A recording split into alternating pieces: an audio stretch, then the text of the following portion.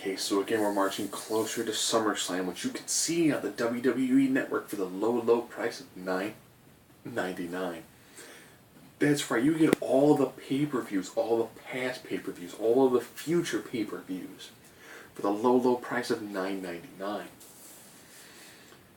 They use the phrase $9.99 a lot. It's what crowd even began to chant $9.99. I'm actually waiting to see signs, probably on some of the shows later on in the week, that are probably going to say $9.99. So of course they hyped up the majority of the matches. Kane had a last man standing match against Roman Reigns. Kane put Roman Reigns through a table. It wasn't enough to keep him down. Kane eats a spear from Roman Reigns. Can't get it for a 10 count. Later on, Kane would relinquish his mask to the Authority.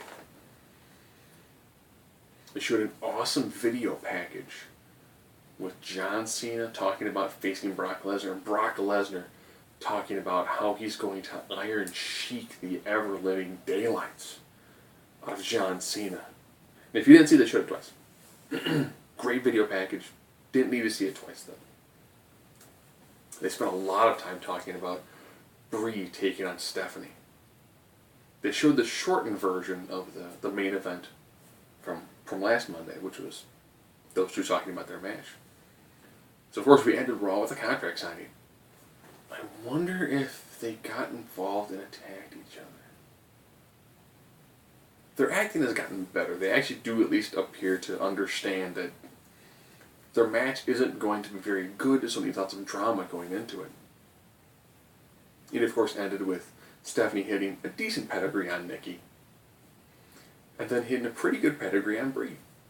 And I was like, well, that's not bad. That works well. That was a good, solid match. They had 2 beat-the-clock challenge matches to help decide who was going to control the stipulation for the match between Dean Ambrose and Seth Rollins. Dean Ambrose had to take on Alberto Del Rio, and he beat Del Rio 15 minutes, 42 seconds.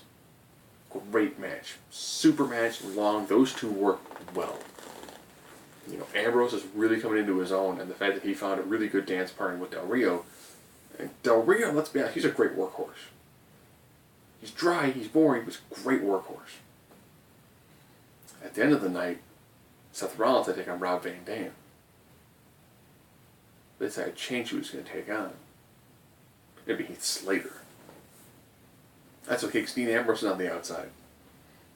Gets all the money in the briefcase, tears up the contract, grabs some random dude soda, starts drinking it, pours his soda into the briefcase, grabs some random dude thing of popcorn, puts popcorn in the briefcase. And he's doing things in the briefcase that are constantly throwing Seth Rollins off his game. Rollins then gets pinned. There's a moment where Dean Ambrose takes the briefcase and whips it over his head, and it's full of pop and popcorn. In the pop, you see this line of pop just come flying, and you see it dribble onto Michael Cole. And all of a sudden, there's no one on commentary, because Michael Cole standing up there, his headset's thrown off. It was great. That was some great match work there. Good psychology, 12 phenomenal story. Those two guys are going to have an awesome match at SummerSlam. Jericho took on Harper. If he beat Harper, Harper could be at ringside for the match at Bray Wyatt at SummerSlam. He already beat Rowan on SmackDown. Good match, nice match. Bray Wyatt does come down, leading to Jericho winning by DQ. Bray then cuts another really solid promo that doesn't answer any questions about why he's taking on Jericho. He doesn't need to. He's an enigma wrapped in a conundrum with a juxtaposition thrown in at the side. So it's okay that he doesn't need to be like, I'm taking on you, Chris, because you said you were going to save us and you didn't save me. He's not going that route.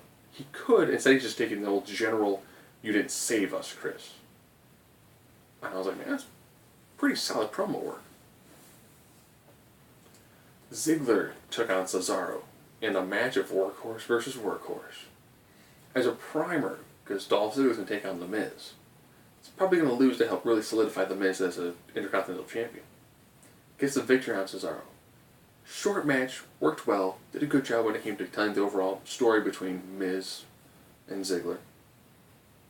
No women's match. AJ suffered a minor whiplash on SmackDown. She should be fine for main event, so they did a little promo there. Paige, solid work. These two need to have a match at SummerSlam that is vastly superior to the match at Battleground. Battleground was a good match, but these two need to show that the Divas division has got two of the top female talents and make a match that is amazing, which they can do. They just need to do it. Rusev had a match that was covered on the app against Sin Cara. Then Swagger came down.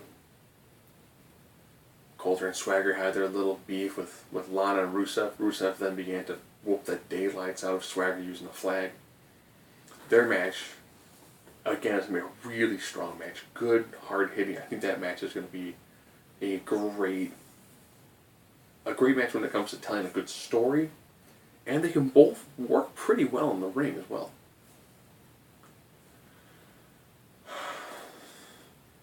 Fandango continued to have his problems with Vega. But he found a new dance partner in Hornswoggle. But when Fandango hit Hornswoggle, Vega hit his finisher. I think it was a double jump to a wall climb.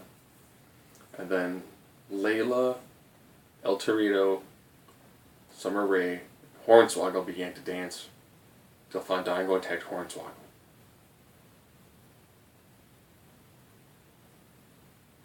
And Stardust and Goldust made their return to in-ring action against Rybaxel. And they won. And I think this was a newer finisher from Stardust, who now I think has like 7 or 8 finishers.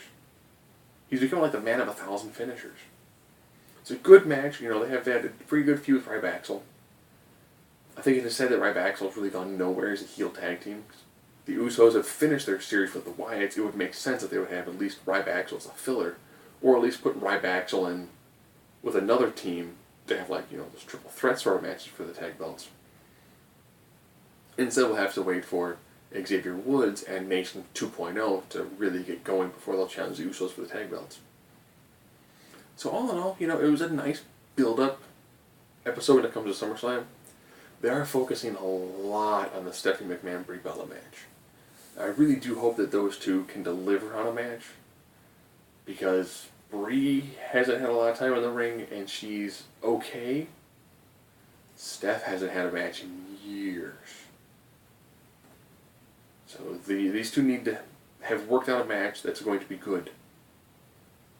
If they have the worst match of the card, that's not going to be good at all for the state of women's wrestling in the E, not centered around the championship.